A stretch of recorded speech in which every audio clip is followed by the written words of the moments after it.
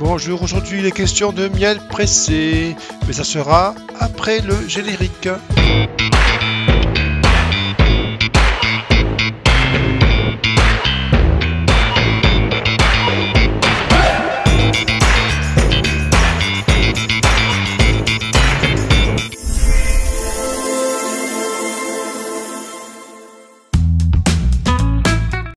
C'est toujours un plaisir de voir des bocaux remplis de miel.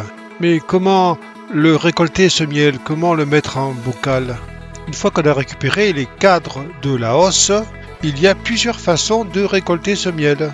La première, la plus connue, c'est de l'extraire avec un extracteur. Une sorte de grosse centrifugeuse qui fait sortir par la vitesse de rotation le miel des alvéoles.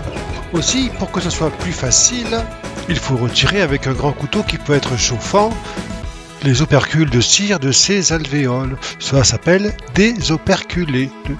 Cela finit par faire un certain paquet, un certain tas d'opercules. Mais alors, qu'est-ce qu'on va faire de ce tas d'opercules? Le mieux, c'est de le presser avec un pressoir à miel. Parfois, le miel n'arrive pas à être extrait parce qu'il est trop collant, trop compact. Alors, il faut presser les alvéoles elles-mêmes. Mais avant cela, il faut bien malaxer avant de le mettre dans le pressoir. Ça, on ne vous le montrera pas, car aujourd'hui, nous pressons du miel d'opercule. Vous allez voir, c'est très simple. Quel modèle choisir? Moi, je conseille un pressoir métallique le plus solide possible.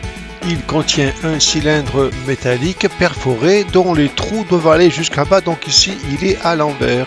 Eh bien, tout simplement, une fois que vous avez mis le cylindre dans la bonne position, vous le remplissez avec la cire d'opercule. Alors, le miel pressé est particulièrement intéressant à obtenir comme miel. Les molécules des différentes substances que l'on trouve dans le miel ne sont pas altérées par l'extraction. En effet, la violence de l'extraction de la projection sur une paroi métallique casse et oxyde les différentes molécules des substances du miel. Ainsi, on peut en conclure que le miel pressé a une excellente vertu médicinale, car en le pressant, on extrait le plus totalement, le plus complètement les substances du miel qui sont le plus bénéfiques à la santé. Par contre, le miel pressé est souvent un peu plus solide que le miel extrait et ce procédé est plus lent.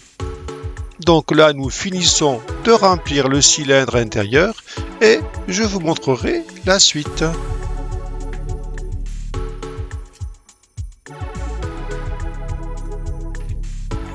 Alors, une petite remarque sur l'outil jaune utilisé pour déplacer la cire d'opercule. Alors, c'est un désoperculeur manuel qui sert à pouvoir ouvrir les opercules quand on n'a pas de couteau ou que malgré le passage du couteau, il reste encore des opercules à crever. Vous avez également remarqué que le bac à désoperculer contient une grille par où s'écoule du miel d'égouttement.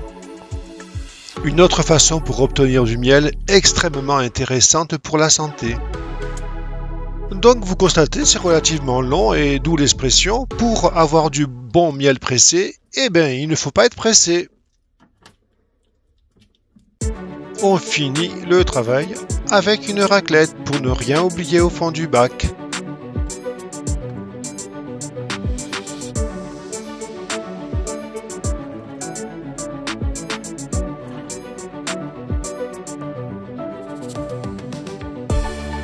Maintenant, il ne reste plus qu'à aligner les différentes pièces du pressoir et à actionner la vis sans fin, ce qui aura pour conséquence de compresser lentement la cire d'opercule et de faire sortir le miel.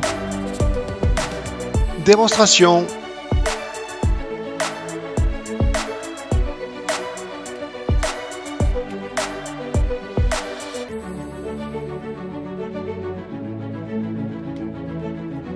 Tout doucement, le miel commence à sortir.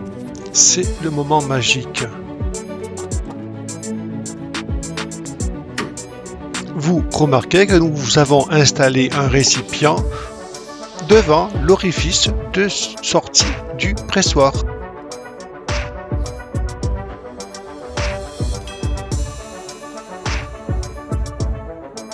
Le miel commence à couler doucement dans le bocal. Ici, il est clair et sans impureté.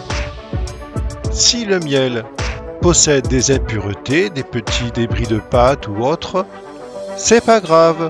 Il suffit de le filtrer à travers une mousseline. Et on obtient un miel pur et parfaitement présentable. Mais aujourd'hui, nous avons de la chance, pas besoin de mousseline.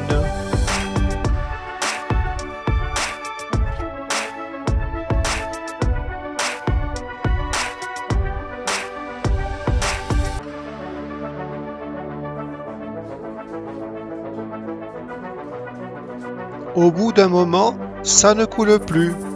C'est pas grave, on resserre 2 ou 3 tours et le flux reprend.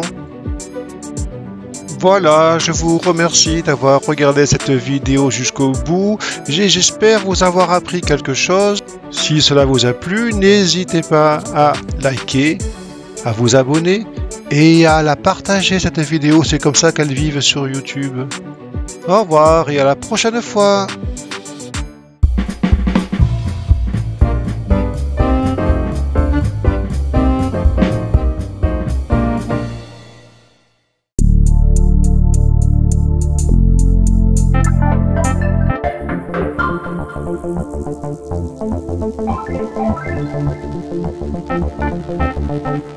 Thank you.